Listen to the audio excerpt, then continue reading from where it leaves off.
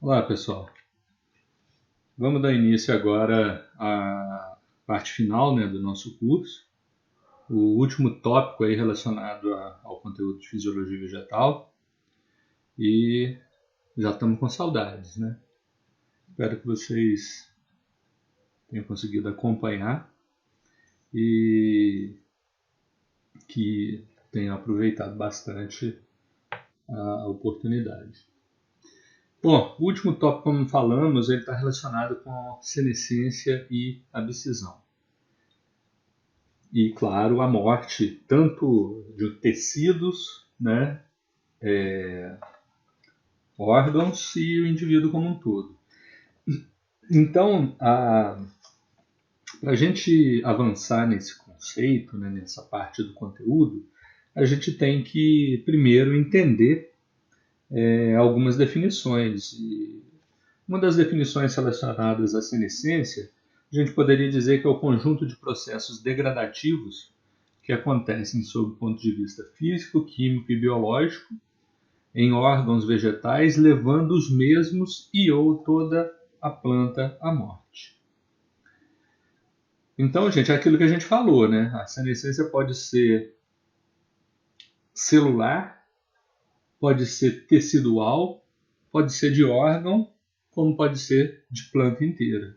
Então, tudo vai depender da causa, do tipo de planta, se ela é uma planta anual ou se ela é uma planta perene, e das condições que aquele evento aconteceu. Pode ser causado por um dano, uma necrose causada por um dano, é um tipo de senescência. Só que a grande diferença é que geralmente a gente atribui o conceito de senescência a coisas que são geneticamente controladas. Embora elas sofram a influência do ambiente, a senescência normal, natural, de qualquer órgão ou da planta como um todo, é um processo geneticamente controlado. Então, a gente entender o processo de senescência implica em a gente entender alguns conceitos, algumas situações e avaliar, né, o que estaria relacionado aí a esse processo. Existia há algum tempo uma teoria conhecida como teoria da exaustão, que pelo menos para as espécies que são monocárpicas, que são anuais, essa teoria da exaustão ela propunha o seguinte, que os frutos, né, a produção de frutos, causaria um esgotamento tão grande das plantas que levava as mesmas à senescência. E isso, de uma certa forma, tem uma aceitação e uma comprovação, vamos dizer assim, porque em muitas espécies a senescência é atrasada se eu tirar flores e frutos antes que eles se desenvolvam. Mas hoje nós sabemos que, na verdade, o que acontece é que a frutificação, pelo menos nessas espécies que são anuais, elas vão disparar o processo de senescência total, rápida e drástica que acontece nessas plantas, né? Mas que não necessariamente, né, e que de forma alguma isso se justifica pelo esgotamento, e sim que a frutificação, a floração e a frutificação são sinais que podem disparar esse processo, especialmente nas espécies que são anuais. Então, naquelas anuais, monocápticas, a senescência é rápida, severa e geralmente total pós floração e frutificação. Já nas perenes, né, policárpicas, a senescência é lenta e gradual, né, vai acontecer em órgãos específicos. Então, é o que a gente acabou de falar, ó, conjunto de processos degradativos que ocorrem em órgãos, tecidos e sistemas vegetais. Esse processo ele pode ser biológico, químico e físico e levam os mesmos ou toda a planta à morte. Difere da necrose, como a gente falou, embora ambos possam levar à morte, porque a necrose é causada por, geralmente, danos ou venenos, alguma coisa assim, danos mecânicos, né? E a senescência não, é natural, dependente de energia e tem controle pelo próprio programa genético aí das plantas. Bom, Durante a senescência, várias enzimas têm a sua atividade aumentada. E então fica parecendo, né, se o processo fosse um processo sem controle algum, que tudo reduziria durante a senescência. E na verdade a gente tem genes que são ativados durante a senescência, ativados para cima, a expressão aumenta. Esses genes são genes relacionados, né, diretamente à senescência. Então, por exemplo, são aqueles que codificam enzimas hidrolíticas, proteases, ribonucleases, lipases, enzimas estas que são degradativas, mas também enzimas relacionadas ao etileno e a quebra de proteínas, né? E se a gente pensar, né, por exemplo, numa planta, mesmo numa planta anual, uma planta de feijão, ela tem folhas que desenvolvem durante a vida dela, né, e que essas folhas elas entram em senescência mesmo antes da floração, né? Então, ao longo da vida de uma planta de feijão, por exemplo, ela perde várias folhas mesmo antes de florescer. Claro, depois que ela floresce, a planta como um todo entra em senescência e morre. Mas aquelas folhas que foram ficando velhas ao longo do desenvolvimento da planta, elas tiveram senescência. A senescência ela funciona principalmente para folhas num conceito aí de permitir, né, a recuperação de materiais ou de substâncias, né, importantes para o metabolismo da planta. Então, desde que essas substâncias possam ser translocadas via floema, essas substâncias são recuperadas e mantidas na planta e são enviadas e compartilhadas com partes que ainda estão em desenvolvimento, né? Então, aquele lance mesmo, por exemplo, quando a gente pergunta, né, onde é que aparece o sintoma de deficiência de um elemento móvel no floema? Primeiro vai aparecer nas folhas mais velhas. Ele sai ali das folhas mais velhas e vai para as partes novas. É o que acontece, por exemplo, como a gente está vendo aqui. Então, imagina que isso aqui é uma espécie perene. Então, aquelas folhas que entram em senescência, elas ficam amareladas, e aí tudo que é solúvel, tudo que pode ser recuperado, ele é transmitido, né, transportado para outras partes ainda em desenvolvimento, para evitar que isso seja desperdiçado. Claro que uma parte ainda vai ficar nessa folha amarelada aí que está sendo dispersa e sofrendo a abscisão, né, que a gente está vendo aqui. Mas o que pode ser recuperado é recuperado. Muitos genes têm realmente a sua expressão reduzida e os principais genes são relacionados à fotossíntese. Então, por exemplo, os cloroplastos são os principais órgãos que começam a perder atividade durante a senescência. Em contraste, o núcleo é uma estrutura que fica viável até o final da senescência. Então, isso mostra a influência do núcleo no processo, no controle desse processo. E também nós temos as questões relacionadas a hormônios, né? Então, por exemplo, em folhas, né, como a gente tem aqui, nós temos 3 fases. Ó. A fase de manutenção da folha, a fase de indução de queda e a fase de queda propriamente dita, ou seja, da abscisão. Então, a gente sabe que as folhas são órgãos responsáveis, além da fotossíntese, para a produção de auxinas.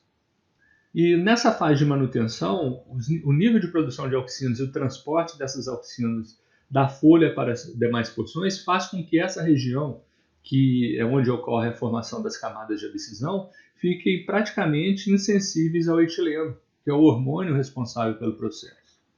Todavia, né, quando a planta dispara o processo de senescência, a síntese e transporte de auxinas elas são limitadas. E aí, então, essa porção passa a se tornar sensível ao etileno.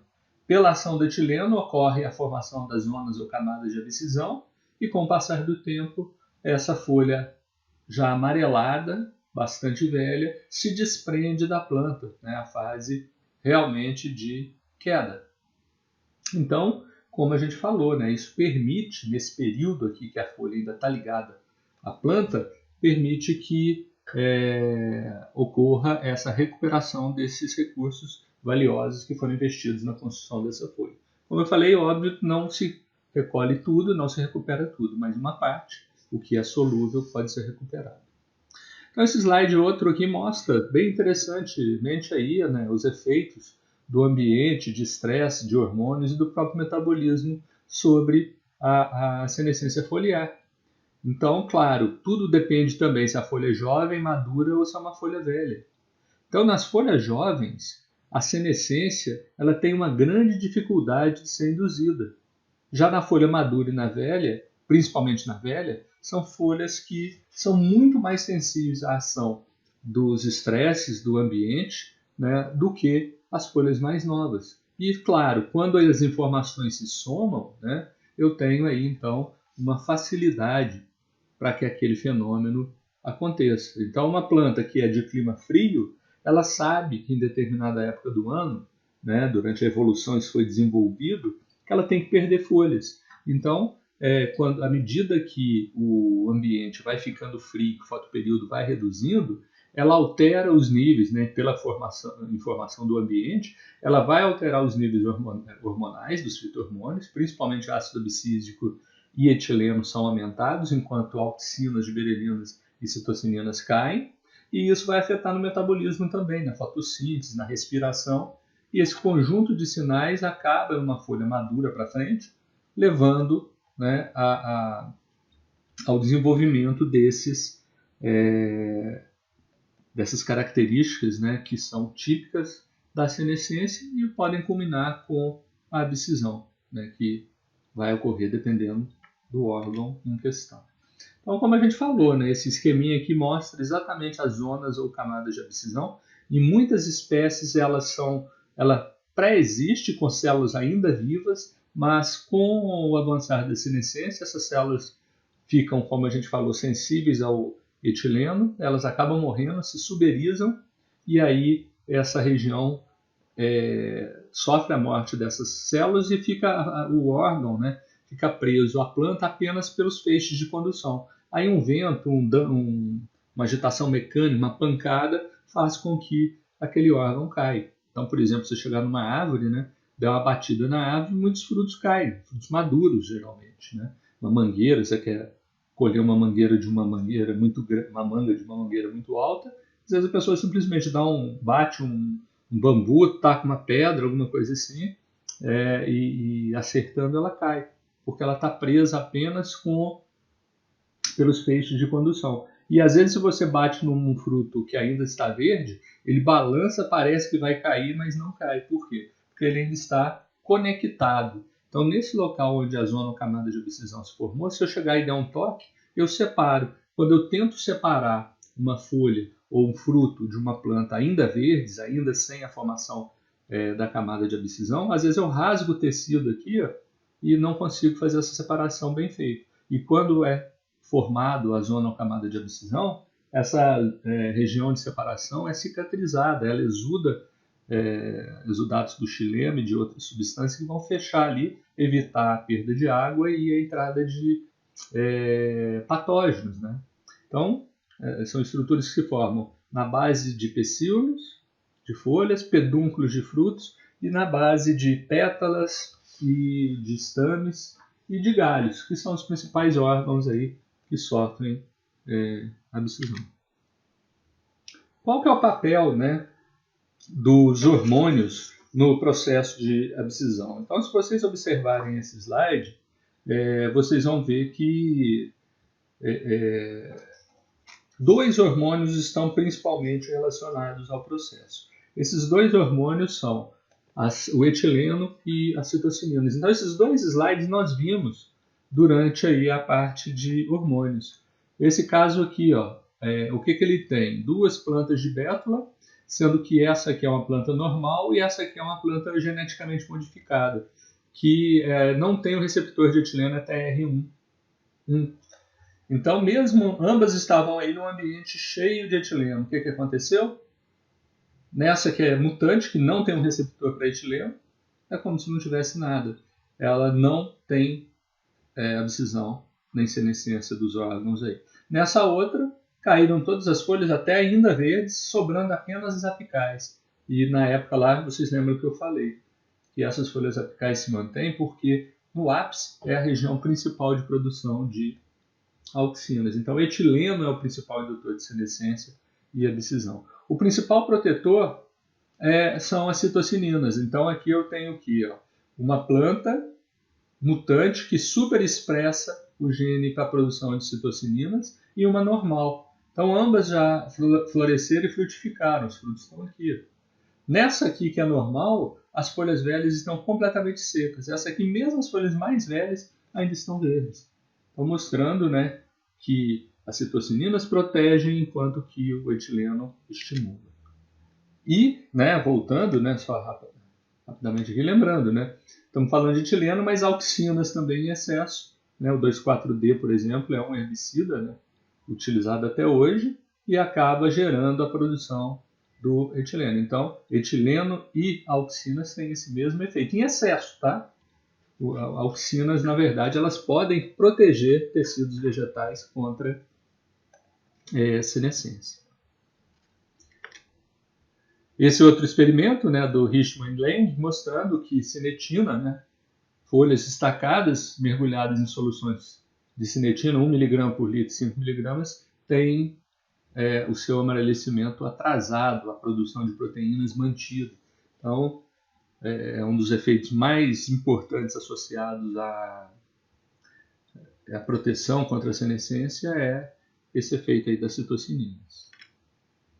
Outra coisa que a gente comentou, né, a questão, então, por exemplo, aqui eu tenho 2 plantas de soja, a soja é uma espécie monocárpica, que possa florescer e frutificar entre senescência total e severa. Então eu tenho aqui na esquerda uma planta que produziu vagem, ou seja, floresceu e produziu vagem. Essa da direita, que tem a mesma idade da outra, é a mesma variedade, ela ainda está verde, porque todas as flores que foram sendo produzidas foram tiradas, né, removidas.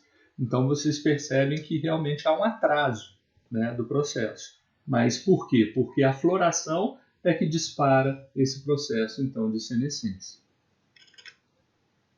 Outro caso, né, de senescência interessantíssimo aí que a gente comentou, né, a formação desses buracos aqui em folhas de costela de Adão, isso se dá por lise, né, morte dessas células causadas pelo etileno. E é o que explica também a formação dessas câmaras, melhor dizendo, de gás, né, em raízes de plantas adaptadas ao alagamento, né, quando cultivadas num ambiente saturado de água, né, onde há um acúmulo de água muito grande. Então, a formação de aerênquimas é um efeito de morte celular programada, como é a formação dos buracos da costela de Adão, e que permite à planta permanecer respirando mesmo sem fermentar, mesmo num ambiente onde os níveis de oxigênio estão muito baixos, especificamente, né, geralmente associados ao alagamento. Bom, além, né, da senescência natural, a gente tem alguns tipos de senescência que são muito interessantes sob o ponto de vista da forma e da função que esses mecanismos têm. Então, o que acontece? Né? Um deles é esse aí, essa chamada resposta de hipersensibilidade.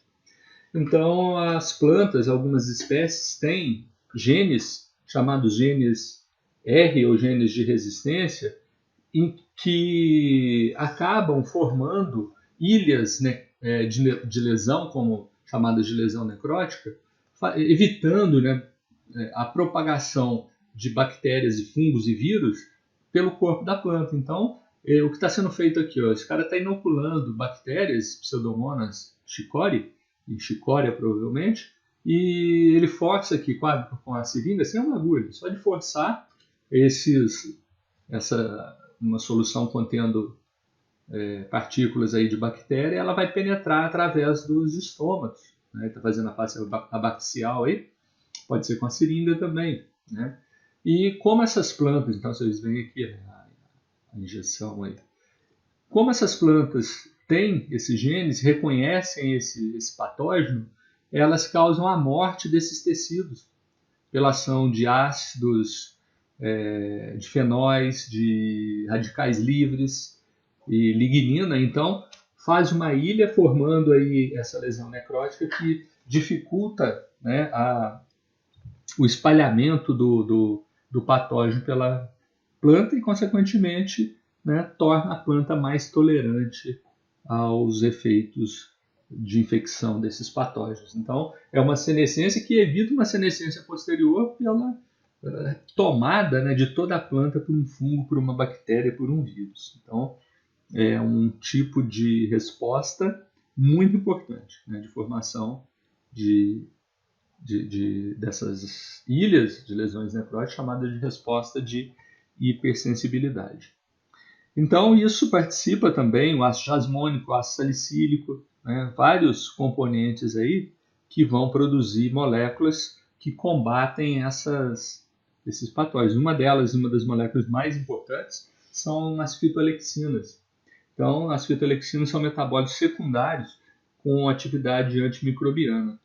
Então, olha só, né, quase que um antibiótico natural produzido aí pelas células, né, e da planta que está sendo atacada e fazendo com que a penetração daquele patógeno seja bloqueada ou pelo menos minimizada. Então, mostrando aí a contribuição, né, do ácido salicílico. A gente já viu esse slide também quando falamos, né, vocês lembram que o ácido salicílico é um hormônio, né, uma molécula que tem sido incluída recentemente como molécula importante,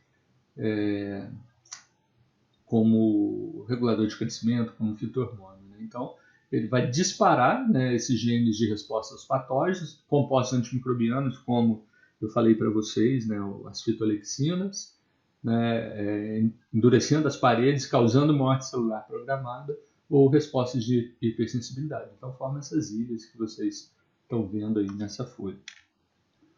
Esse é um outro slide que a gente viu. Olha só, um fungo, né, um fungo aí de essa tonalidade, onde os esporos, né, geralmente conhecido como ferrugem, né?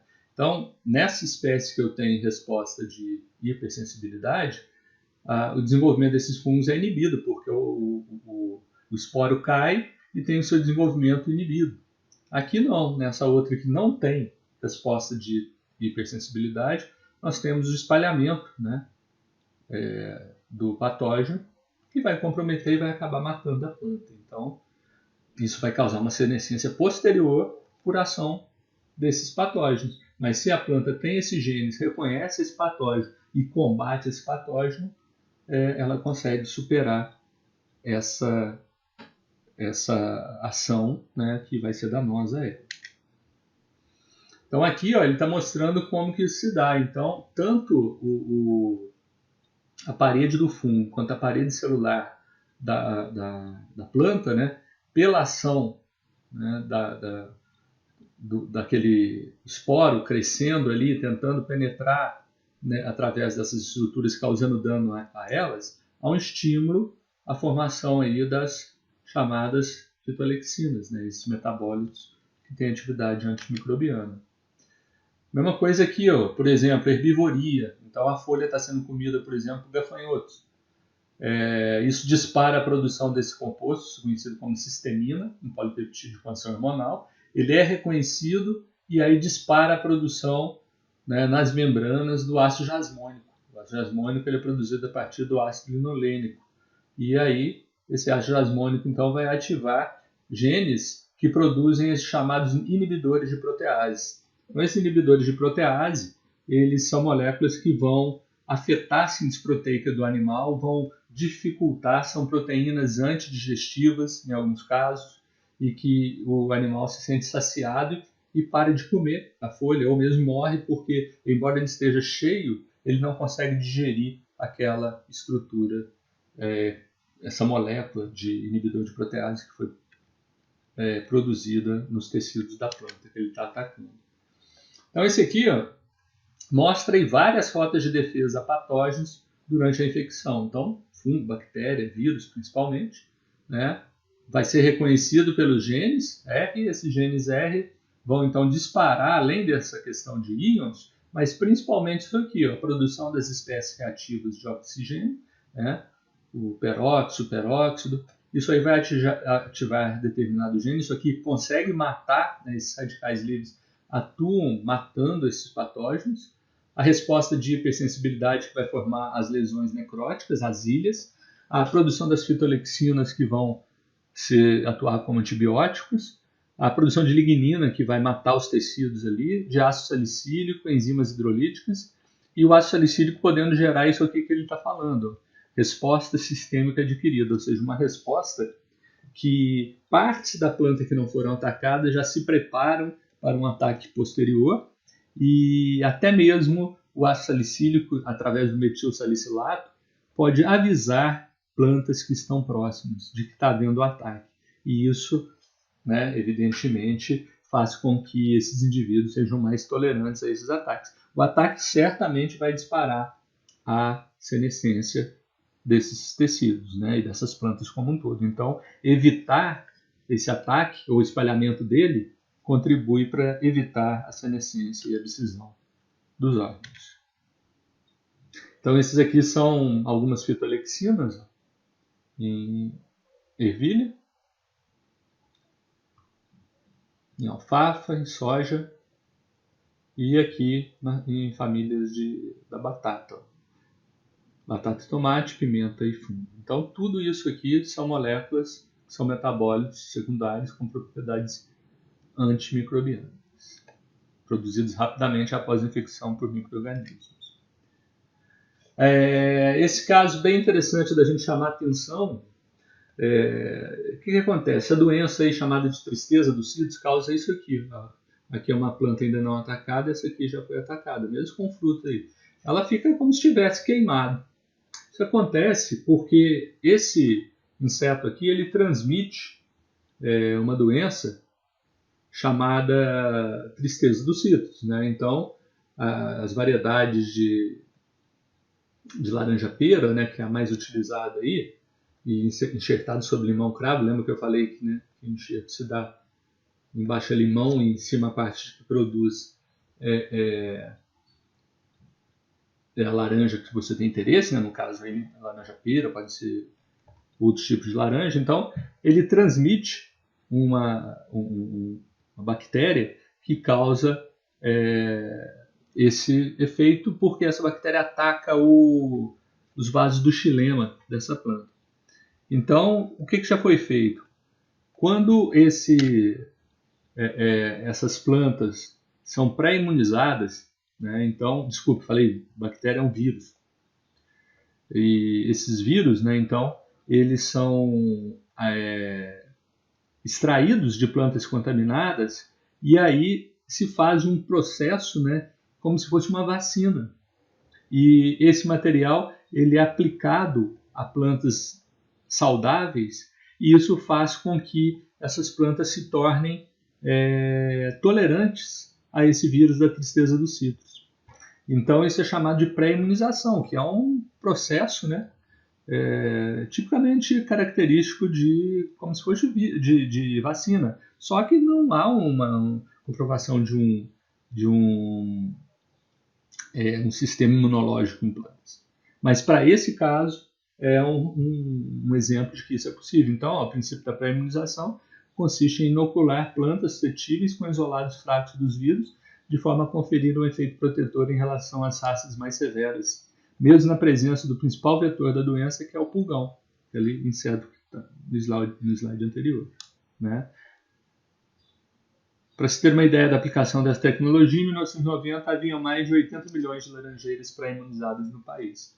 Então o vírus causa isso aqui, as chamadas caneluras, que são danos aos vasos do xilema e, consequentemente, o transporte de água na planta afetada. E aqui ele vai vendo, ele está demonstrando, né, 1, 2, 2, 3, 3, 4, 4, 2 pedaços de caule mostrando como que nesse 1, que foi feito aí a pré-imunização cada vez mais, né, com a eficiência dessa pré-imunização e o não desenvolvimento dessas caneluras que vão se formar apenas naqueles materiais que não foram preparados, né, não foram pré-inoculados. Então, uma ação quase aí de vacina.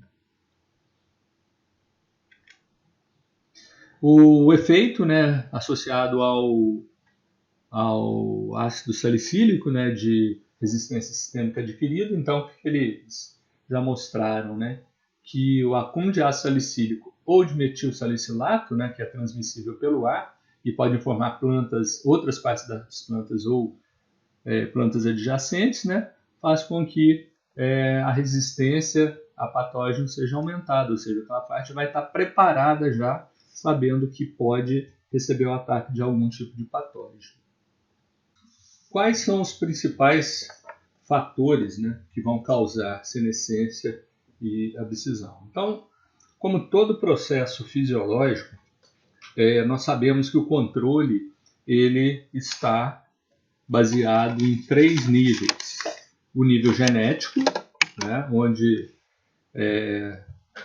o genoma da espécie e as características da evolução daquela espécie vão condicionar o momento de entrada, o tipo de senescência que o indivíduo vai apresentar. Então, as espécies anuais, com uma senescência rápida e severa ao final, pós-floração. Claro que durante o período de juvenilidade, como eu já falei de uma planta de feijão, ela tem folhas que entram em senescência. As primeiras folhas que entram em senescência são as folhas cotiledonares, que são as primeiras a ficar verde e também as primeiras a entrar em senescência e às vezes cair, murcha ou cai. Então, a senescência é um processo natural que acontece nos órgãos.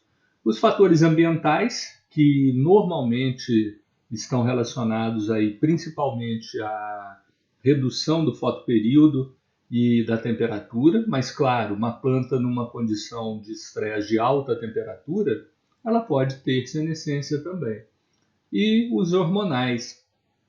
E dentre os fatores hormonais, né, nós vamos só dar um destaque, a gente já falou sobre isso, né, sobre o que acontece aí com a maior parte dos 5 hormônios clássicos e como eles afetam a senescência e a abscisão. As auxinas, né, o que acontece com elas? É um hormônio muito interessante em relação à senescência e abscisão. Inicialmente, as auxinas atuam protegendo contra a senescência, mas se eu aplicar uma auxina depois do processo de senescência ter iniciado, ela acelera, porque a gente já viu que o etileno é o principal hormônio estimulador de senescência e de abscisão. E como as auxinas estimulam a produção de etileno, né, se eu aplicar depois, elas aceleram. Então, muitas vezes se utiliza banhos de imersão com auxina, principalmente em flores de corte. Então, rosas, por exemplo, ave do paraíso, enfim, essas flores todas são utilizadas para produção de flores que são colocadas em jarros, né? Muitas delas são tratadas logo após a colheita com banhos de imersão com auxinas. Exatamente porque nós já vimos que as auxinas protegem, né, as zonas ou camadas de abscisão dos efeitos do etileno. Mas, se for aplicado já quando a senescência começar, ela vai promover estímulo. As citocininas têm efeito protetor, né? O efeito Hirschman-Lange, né, que nós vimos. Se você pega um segmento de folha e põe em contato com cinetina, pelo menos, há um atraso no amarelecimento das folhas, uma proteção dos pigmentos e das proteínas. Então, normalmente associado à proteção. Giberelinas, geralmente não, na maior parte das vezes protege, porque as giberelinas estão muito associadas à juvenilidade, que é a etapa onde o desenvolvimento da planta é mais forte, mais intenso, onde a planta tem mais vigor. E esse período, então, é um período quase que insensível à senescência. Já o ácido abscísico, ele tem um efeito de promotor. Normalmente ele está relacionado a estimular a senescência e a estimular a ação do etileno e atuar de maneira conjunta com o etileno nesse processo. E, por fim, o etileno, que é o principal hormônio envolvido, tanto na senescência quanto na abscisão. Então, aquilo que a gente falou, o ácido abscísico, embora tenha esse nome e essa denominação abscísico está relacionado com a abscisão, ele somente atua na abscisão de alguns órgãos. Um exemplo clássico é o capulho do algodoeiro, né, que cai ainda antes de abrir, né, que é o fruto do algodoeiro, onde vai se produzir a fibra, ele cai pela ação, sofre a abscisão pela ação do ácido abscísico. Mas na maioria dos casos é o etileno que faz isso, né, tanto na senescência quanto na abscisão. Então, o que a gente tem aí, né, para a gente relembrar dessa história dos efeitos dessas moléculas, né? Então, agente laranja e 2,4-D. Então, se vocês lembrarem, né, o agente laranja é o 2,4-D mais 2,4,5-T. Né? E como 2,4,5-T ele se contamina, no processo de síntese dele acaba gerando a produção de uma dioxina, ele não é mais usado como herbicida. Então, o objetivo da aplicação do agente laranja era exatamente causar desfolha nas árvores, nas espécies latifoliadas. Então ele foi banido. O 2,4-D não, ainda é usado como herbicida seletivo, principalmente. Ou seja, ele é muito interessante no uso porque ele afeta principalmente latifoliadas. Né? Então ele acaba causando a morte dessas plantas de folhas largas e não atua muito intensamente sobre as monocotiledôneas. Isso quando ele é aplicado em pós-emergência. Tá? Então, se aplicado em pós-emergência, o que é isso? As culturas já estão ali, as plantas já estão ali, já desenvolveram. Tem planta monocotiledônea, folha estreita, e eudicotiledônea, folha larga. Se eu aplico 2,4-D com essas plantas já estabelecidas, eu mato, elimino apenas as de folhas largas. Então, por isso ele é aplicado e funciona bem em pós-emergência. Em pré-emergência, ele pode até ser usado para outras espécies, como a própria soja que ele está citando aqui, porque vai ter que esperar um tempo para se plantar. Mas ele é muito usado, principalmente em monocotiledôneas, arroz, cana, milho e trigo. O Etefon, né, a gente falou sobre ele, o ácido 2-cloro-etilfosfônico, é esse produto que está aqui, ó, e ele, né, tem essa estrutura química, essa fórmula química. Quando ele é absorvido, ele vai causar, então, a quebra dessa molécula, formando etileno e fosfato, né, e cloro. E esse etileno, então, ele vai vai exercer o efeito característico que ele exerce nas plantas, onde ele pode induzir floração, pode induzir queda de folhas. Então depende do objetivo. É usado principalmente na maturação, na indução de floração em bromélias e na indução também na colheita do algodão. A gente vai ver que, como as folhas de algodão caem pela ação do etileno e o capulho cai por ação do ácido abscísico, eu posso usar o Etefon, que eu não vou causar queda do fruto, onde a fibra está, e consigo fazer uma colheita mais limpa. Né? Aqui a gente está mostrando, ó, o avançar, né, do processo de maturação de um cacho de banana. E aqui simplesmente, como nós vimos, não precisa, né, de Etefon. Como é um fruto climatérico, ele próprio estimula através do aumento da atividade respiratória e da produção natural, né, de etileno, ele gera a sua própria maturação. E se eu pegar um fruto maduro desse aqui e colocar próximo ao fruto verde, eu acelero esse processo. Outra coisa interessante, né, as tais flores de jarro que a gente falou. Então, como é que eu vou conservar essas flores por mais tempo? Né? Colocando-as em jarros, né, com água, sem sistema radicular. Então, muitas espécies, né, não estou dizendo que são essas aí, são tratadas com banhos de imersão, como a gente falou, e esses banhos de imersão, eles podem promover aí uma conservação por mais tempo dessas flores, um atraso na senescência dessas flores. Esse exemplo que está aqui é um exemplo bem interessante. Ó. Ele colocou tomate e banana, laranjas, tomate e banana. E em alguns deles ele coloca um adsorvente de etileno. Então eu tenho aqui frutos que são climatéricos, frutos não climatéricos. Depois ele analisa os níveis de etileno dentro dessa solução, que provavelmente é permanganato de potássio, para analisar a produção de etileno nesse ambiente. Então, frutos climatéricos produzem etileno e são sensíveis a etileno. Frutos não climatéricos não produzem e também não são sensíveis. Não tem como eu colher verde e promover a sua maturação. Uma alternativa ao uso do etileno é o acetileno. Então, como que é produzido, né? Então, nós sabemos, o carbureto de cálcio, ele é produzido, né, na indústria a partir de mistura de calcário e madeira, né, e carvão, né? Então, é uma mistura entre calcário e carvão. E depois que isso é resfriado, é feito num alto forno, forma essas pedras aqui. Esse é um material, né, o carbureto, muito utilizado, né, em oficinas mecânicas. Então está falando aqui, ó, indução de floração em abacaxi. Posso usar o ETFOM, que vocês viram, ureia e o carbureto de cálcio. Mas na verdade o carbureto de cálcio ele é usado de que maneira? Isso aqui é um equipamento, né? Hoje você consegue comprar o acetileno, que é um análogo do etileno, já engarrafado, né, em cilindros. Quando você mora numa cidade, próxima a uma cidade grande que tem atendimento. Dependendo do lugar, numa fazenda, por exemplo, numa cidade muito do interior, você não consegue comprar acetileno, que é muito utilizado na solda. E esse acetileno, a vantagem dele é que ele tem uma chama extremamente quente, né?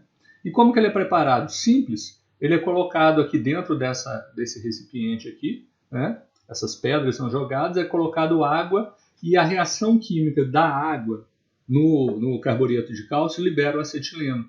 Esse composto que é o C3, 2 carbonos, uma ligação tripla e 2 hidrogênios. O etileno é o quê? 2 carbonos, uma ligação dupla e 4 hidrogênios. Ele é um análogo do etileno.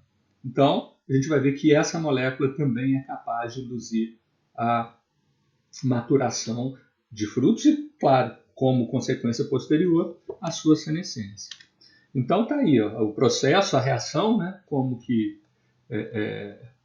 isso se dá, as pedras aqui de carbureto, água, você solta isso aqui e ele vai gerar acetileno, você pode produzir uma chama. Então a reação está demonstrada aqui, ó, carbureto de cálcio, mais 2 moléculas de água formam acetileno, esse composto, né? C, com uma ligação tripla, e mais 2 hidrogênios aqui. Forma também hidróxido de cálcio, a reação, né? Então, fica uma nata branca quando você joga uma pedra de carbureto num copinho com água, em cima forma uma nata branca, que é exatamente o hidróxido de cálcio. Por reação, né, com o passar do tempo, ele é quebrado e forma CO2 e água, mas inicialmente ele vai ter esse efeito, e esse efeito vai ser muito parecido, né, com o efeito do etileno, né? Então, é uma molécula sintética que tem um efeito bem parecido. E como eu falei, vai ter um efeito estimulador de senescência e abscisão, né, se eu fizer num ambiente fechado. Então, o acetileno é um análogo, né, químico, seria um regulador de crescimento, comparando com o etileno produzido naturalmente pelas plantas. Então, uma das principais aplicações aí que a gente falou, né, é nos banhos de imersão, em flores de corte. Então está aqui, ó, efeito do etileno sobre a abertura e senescência da flor de rosa oceana das hastes, controle aberto sem etileno. Então aqui, ó, sem etileno, e aí ele vai falando, ó, controle do sistema fechado, 0,1, 1, 10, 100, 1000 microlitros por litro de etileno por 24 horas. Você vê que essas flores aqui, ó, as pétalas estão caindo, essa aqui não tem mais pétala nenhuma, só está lá o receptáculo floral. O algodão, para a gente chamar atenção, né? Então é a única estrutura aqui já está maduro na época de colheita, mas o capulho ele cai por efeito do ácido abscísico e não do etileno. Então, na colheita do algodão é muito utilizado a aplicação do ETFOM, exatamente para que as folhas caiam e diminui a quantidade de coisas que pode agarrar aqui na fibra do algodão e causar, então, diminuir o valor da fibra, porque quanto mais limpa a fibra chega na indústria, mais ela é bem paga. Outro caso de banhos de imersão é a das árvores de Natal, muito comuns aí nos países frios, né, os pinheiros. Eles são cortados, colocados em vasos e vendidos como árvore de Natal. Então o cara monta lá no início de janeiro, monta no início de dezembro, monta na primeira semana de janeiro, então a árvore tem que durar durante esse período. Então esse material também sofre e a esse material também é aplicado esses banhos de imersão, como é feito com as rosas aí, com auxinas, né, para atrasar a senescência. Então, antes da senescência começar, a gente consegue atrasar o processo utilizando essas iniciativas. Então, esse slide mostra a evolução, por exemplo, do desenvolvimento de flores de algodoeiro, né? O início, as flores são esbranquiçadas, depois da polinização elas ficam com a sua tonalidade rosa e vão envelhecendo. E aí eu tenho o início do desenvolvimento, isso aqui é o capulho, né? Onde posteriormente as fibras do algodoeiro são formadas e produzidas.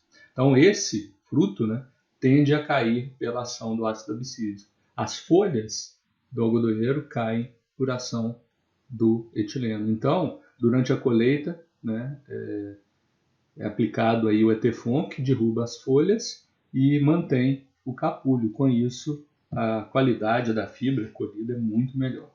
Então, é um caso interessante onde você estimula a abscisão, mas de um órgão, claro, que não é o órgão de interesse. Bom, para a gente concluir, né, só mesmo uma visualização aí para vocês, né? Esses dois pesquisadores, Eduardo Zeiger e Lincoln Theis, isso aqui foi no Congresso de Fisiologia de 2011 em Búzios, e em Poços de Caldas, um congresso de 2013. O Dr. Lincoln Theis veio, né, no congresso, o Eduardo Zeiger no outro, no anterior. E aí a turma, né, de alunos nossos que foram lá, e são, né, eu respeito muito esses dois senhores aí pela qualidade do livro que eles escreveram. Quando eu comecei a trabalhar na fisiologia vegetal, não existia ainda os livros dele, e nós estamos na 6ª edição, ao longo aí de uns 15 a 18 anos, 15 a 20 anos, e cada vez melhor, né? O livro cada vez melhor. E eles são super gente boa, já vieram no Brasil várias vezes, e sabem que a gente admira muito a qualidade do livro deles. E aqui a gente tem outros alunos, né, junto. Ex-alunos nossos, Maiana, o Leandro, a Maiana, professora, e foi nosso aluno, o Leandro, professor das universidades aí, o Cristiano foi nosso professor também no departamento de botânica, e outras pessoas, Ricardo, né? Então, turminha aí de ex-alunos, né, que estavam com a gente nesse evento aí. E então, só para finalizar mesmo, né, queria deixar essa mensagem aí, que aprender a única coisa que a mente nunca se cansa, nunca tem medo e nunca se arrepende. E feliz aquele que transfere o que sabe e aprende o que ensina. Então, gente, obrigado. Espero que vocês possam ter aproveitado o curso dessa forma, e como a gente falou lá no primeiro dia, né? É um aprendizado para todos nós. Esse sistema de aulas online, né, à distância, e foi um aprendizado, e que a gente vai avaliar o que tem de vantagem, o que não tem, e realmente espero que possa ter atendido a vocês, e obviamente que aqueles que gostaram, que tiverem interesse, a curiosidade e quiserem aprender um pouco mais, a gente está sempre à disposição. O laboratório nosso tem uma estrutura muito boa de pesquisa, a gente tem muitos equipamentos interessantes e coisas que a gente pode fazer no dia a dia para mostrar grande parte das coisas que a gente viu dentro da disciplina, mostrar isso de maneira prática. Então, eu estou à disposição, tanto para sugestões, críticas e, como eu falei, né, naqueles que tiverem interesse em aprofundar, a gente está disponível. A gente orienta no programa de pós-graduação em biodiversidade da Universidade Federal de Juiz de Fora, iniciação científica, trabalhos de conclusão de curso e também treinamento profissional. E estamos abertos aí, de braços abertos. Espero que tenha sido muito bom para vocês também, como foi para a gente, que sempre é legal falar sobre fisiologia vegetal. Então, um grande abraço, até breve.